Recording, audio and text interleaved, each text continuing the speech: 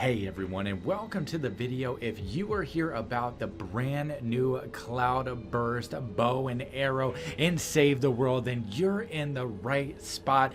This thing just came out for 1,680 gold. It's going to be in the store for the next week. It is definitely part of the steampunk set, and this thing looks badass. I know they want it to look like bronze, but this thing looks like it's absolutely dripping in gold. There's the build I have on it right there. Double crit rating, double crit damage, and energy, because that's what I love. Here's the Stoneheart Farah build that I released in the video about a week ago, less than a week ago. I absolutely love this build. It's all about sustainability. It's all about dealing damage, and I'm gonna show you why this bow is both good and bad. And it's, some people are absolutely gonna love it, some people are absolutely gonna hate it, and they're gonna put it in the collection book instantly.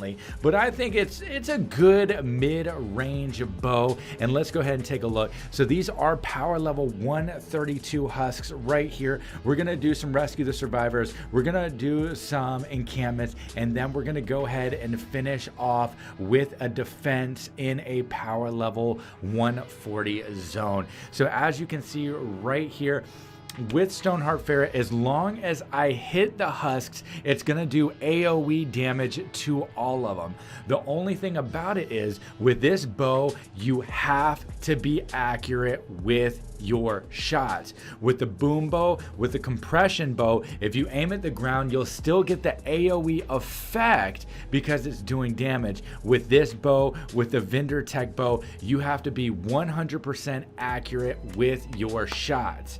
Now you'll notice right now with these encampments, what I'm doing is I'm jumping around trying to get the husks to funnel into me so I can shoot the first one, eliminate it, and proc that cloud, which is what this bow is known for. As you can see right there, it was able to kill some of those short husks, but it was not able to end that husky husk. So the cloud damage does not do a lot, but it does serve as some extra DPS.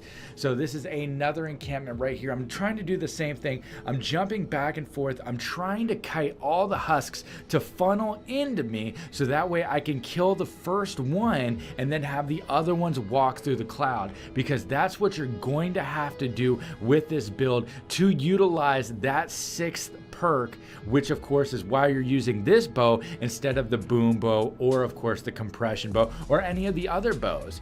You really want it to be the best version of itself that it could be, and in order to do that, you have to hit your shots. I hit probably about 60% of my shots on a good day, so I'm still missing about 40%, which, as you can see, if I played with it for a couple days, I'm sure I could really start to hone in on those arrows. But as of right now, I'm giving you an honest perspective. If you can hit your shots, you're gonna love the bow. If you are not really into actually hitting your shots for whatever reason, this one's not going to be up your alley. So here is another great example of where this bow does excel. Rescue the survivors, where they are trying to funnel into an objective, which is killing the survivor. They're all stacking up on each other, so if you do get a kill, there is a nice cloud that does that additional bonus damage, making good use of that sixth perk. Now we are going to eventually funnel in to that defense here in a second, and you're going to see really some of the challenges right there. There's a 124 smasher. I shot one time, literally took off 85% of his health. I had to shoot him another 2 times because both of the second shots didn't even take off 5% of his damage. Look at this guy, 145 right here. This is an issue at the higher levels. Look at this, directly to the face. That's less than 2% of that damage. Watch this, another shot that managed to take about 20% off, but we're at 2 shots already, so we're really starting to eat into our time. There's the third shot. Now I do have to say this bow has a really nice impact, so if you do hit them and you hit them more than once, you're definitely going to be breaking the impact threshold, which will of course stagger them. Now this is actually really embarrassing how little damage I will be doing to this mini boss right here, but I feel you need to see the honest opinion of this bow.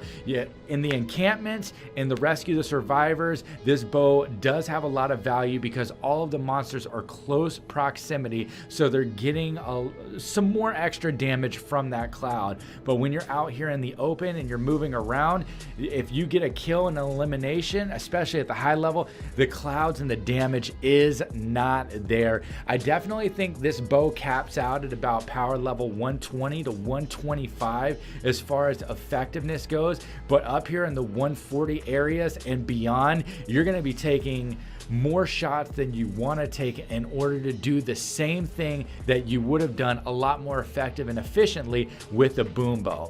But if you're just a bow enthusiast and you love bows, then definitely go ahead and level this one up. If you already have the boom bow, if you already have the compression bow leveled up, I would say buy this one and put it in your collection book.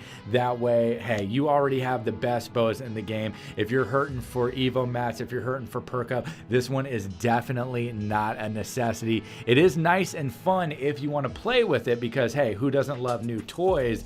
But once again, you need to understand, you need to be able to hit your shots. You really don't want to take this bow above power level 120 because it's just going to take way too long to kill some of these husks, including the smashers, including the husky husks, including the mini bosses. Look at that. That was a full drawback, full damage right there, and it only took about 20% off. That's 3 shots that this dude's taken directly to the dome. I killed those right there and eliminate him with this bow. He walked through the gas, did almost nothing, maybe 1-2% of that damage to his overall health. That had to be like 6 shots in order to take down that smasher. And at the higher levels, if you don't have a good team, that's definitely not going to be where you want. As you can see, the base is taking some significant damage right now because I'm spending too much time trying to kill these husks. So what I'm going to do is I'm eventually going to make my way around. I try to kill some of these lobbers, which is doing the most damage. I'm looking at the base. I'm realizing, hey, shit, this base isn't built up. But you know what? Here's another smasher. That was literally 1% damage removed right there. Look at that. That bow literally did nothing. Nothing. That one, even though it did crit, only took off maybe 5 to 8% of that smasher's health. Absolutely ridiculously terrible at the higher levels, but at the lower levels it's really good. And I'm saying that because, hey, once you get to power level 120, 125, you'll notice the diminishing returns. I had a blast bringing you this video and hopefully you enjoyed it. If you did, make sure to hit that like and that subscribe button. It really does help the channel grow. And if you like this build, let me know down below. And if there's any other videos you want to see, also let me know in the comment section below, and I'll see you on the next one. Take care, everyone.